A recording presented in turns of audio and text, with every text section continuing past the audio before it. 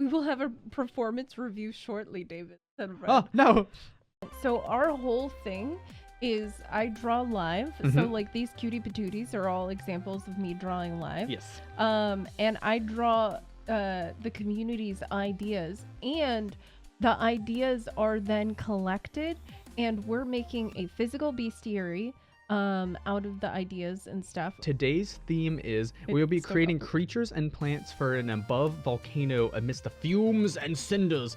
What sits atop the edges and in the skies? What uses the fiery winds to feast upon the embers? I'm glad you were still able to get that last Sweet, bit, even though it got whoop! Sweet. He is the blimp thing that I was thinking of, that I was talking about. Yep. I think he might actually end up being a bug. He's giving me bug vibes, but he's also able to walk around, but he's mostly like this really weird squishy texture. I can see the legs where that he hang can down. Inflate. And then he has long legs that go up, and then he can hold together like a shoot style. Diribell bug. It floats in the air currents of a volcano, is often tamed and uses a hot air balloon. It absorbs the things out of the smog and things. It could be consuming something that gets caught inside. So it could still be like a carnivore, like it's eating little things that are getting caught in it. But I imagine it almost like it has like a webbing inside. So when it gets filled up, stuff gets stuck. It looks like a jellyfish bug. Should these feathery things here be more sort of just a display structure to win the favor of other in their species to look very beautiful and stuff? Or do they have another purpose? When he's walking on the ground, the top part deflates and sinks down. And then anytime there's any kind of rain or anything, it fills up in the back. So that's how he drinks. I think it checks out for something that would typically be in the air all the time. And based on its body shape, like, it would be hard for it to, like, it can't drink out of a river or something very easily, I would imagine. Okay, so this is what he looks like when he's blimped up and he's going upward. And then this is what he looks like when he's walking around on the ground, which is weird. So this is what he looks like when he's walking around. He's a weird guy. And then this is his under texture. I do imagine them landing sometimes.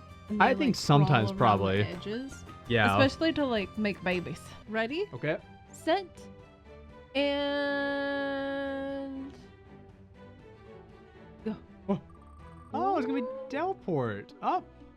A spiced plant which thrives on soot in the volcanic regions. Ooh. My idea for this is I was thinking this thing, the way that it grows is it starts out completely closed, and then as it matures enough to grow like the full pepper shapes, it opens up and then reveals the pepper. To kind of protect itself from any kind of environmental harm. That's fun. When it's not mature, like when it's a small plant.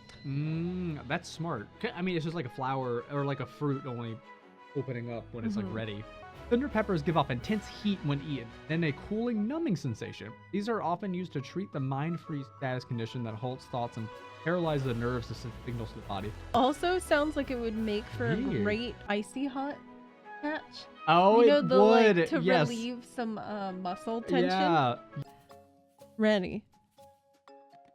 Set. Go.